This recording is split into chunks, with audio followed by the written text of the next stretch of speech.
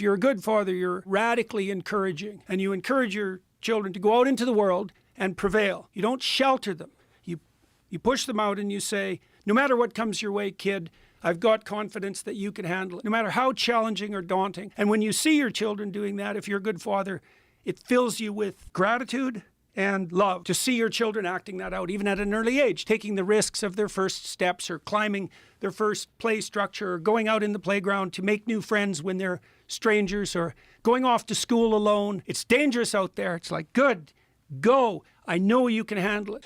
Man, so I wish I would have known that, forever. I agree absolutely that it is now that I know.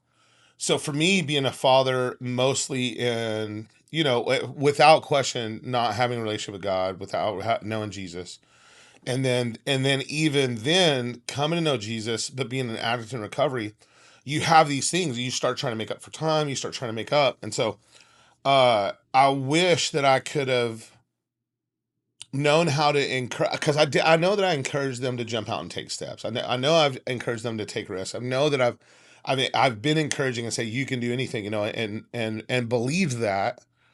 But by the same token, I think that I also became overprotective. I think I became very controlling for a season of trying to get them to where I was with Jesus. And then just had to have some revelation of, if it took 38 years and a lifetime of pain to get me to surrender, would it be worth it if it took the same thing for my children? And I had to recognize and realize, yeah, I want them to go through that kind of pain. Do I want them to go through that kind of struggle and heartache and self harm and everything else? I don't, but is it worth it? Absolutely. And once I came to that, once I could really surrender that to God, like, okay, have your way, just don't kill them, then I could be a supportive encouragement, radically supportive and encouragement, like Jordan Peterson said, where it's you can do this. Like, what do you need from me? How can I assist you in this?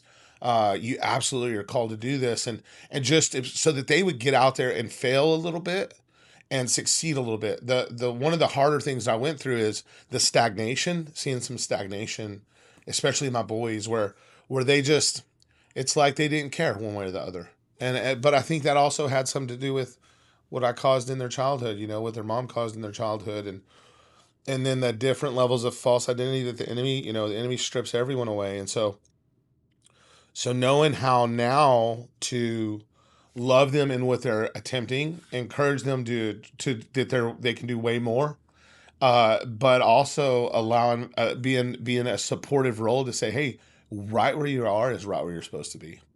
One of the things I struggle with is watching young people that are just starting out in life think that they're supposed to have everything that someone in their mid 40s has. A 3-bedroom, 2-bath house on a decent sized lot with a house full of really nice furniture and these 2 really nice cars that are sitting in the and the truth is it takes you 15 or 20 years of sacrifice to get to that place.